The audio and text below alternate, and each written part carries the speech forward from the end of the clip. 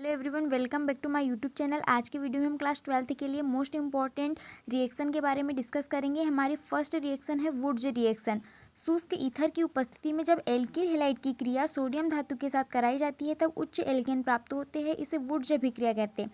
यानी कि जब एल्किल हैलाइड की क्रिया सोडियम धातु के साथ शुष्क ईथर की उपस्थिति में कराई जाती है तब क्या प्राप्त होता है? उच्च एल्केन प्राप्त होते हैं। इस अभिक्रिया को हम वुड्स अभिक्रिया कहते हैं। यहाँ पर समीकरण दिया हुआ है, आर एल्किल हो गया, एक्स हैलाइड हो गया।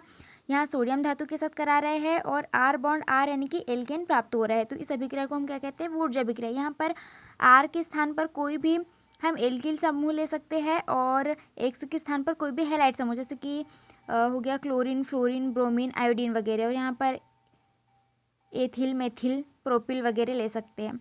हमारी सेकेंड रिएक्शन है फीटिग रिएक्शन। शुष्क ईथर की उपस्थिति में जब एरिल हैलाइड या हेलो एरिल भी कहते हैं, एल्किल हैलाइड को हेलो एरिल भी कहते हैं, कि दो अणु सोडियम धातु के साथ क्रिया करते हैं तब डाईमेथिल फेनिल बनता है। इसे फीटिग अभिक्रिया कहते हैं। जब एरिल हैलाइड की क्रिया किसके साथ? दो अणु सोडियम, यहाँ पर लिए दो अणु सोडियम के साथ कराई जाती है शुष्क ईथर की उपस्थिति में, तब क्या बनता है? डाईफेनिल, तब बनता है डाईफेनिल। इस अभिक्रिया को फीटिग अभिक्रिया कहते हैं। हमारी थर्ड रिएक्शन है वुड्स फीटिग रिएक्शन। हमने फर्स्ट पढ़ी वुड्स रिएक्शन, सेकंड पढ़ी फीटिग रिएक्शन। अब दोनों का मिश्रित रूप यानी कि वुड्स फीटिग रिएक्शन।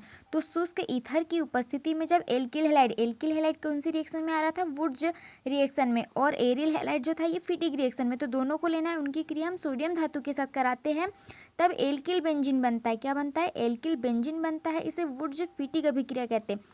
यहाँ पर हो गया आर बॉन्ड एक्स यानी कि एल्किल हैलाइड और सोडियम के अणु हो गए और एक्स बॉन्ड, और यहाँ पर बेंजीन या C6H6 भी ले सकते थे हम। बेंजीन का सूत्र होता है C6H6। तो यहाँ पर हमने ले लिया है एरिल हैलाइड के साथ कराते हैं हम शुष्क ईथर की उपस्थिति में तब एल्किल फेनिल बनता है। इसे हम कहते हैं वुड्स फीटिग रिएक्शन।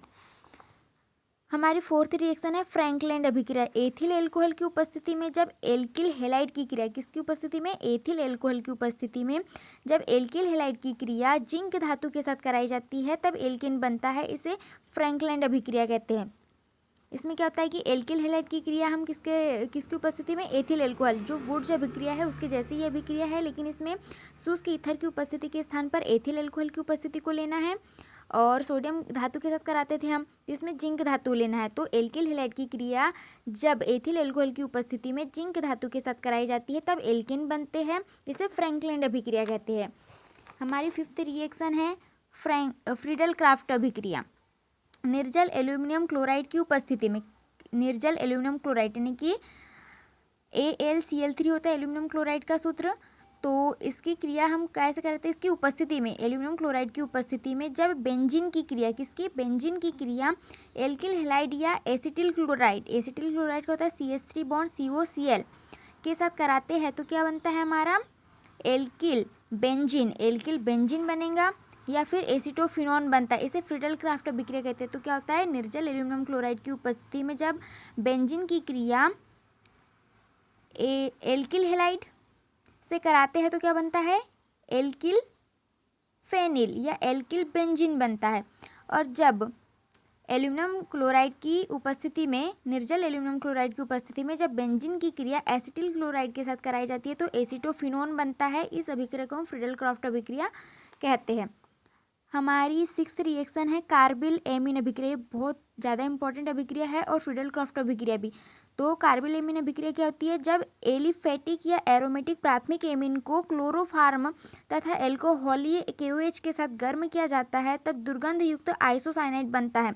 इसे कार्बिल एमीन अभिक्रिया कहते हैं।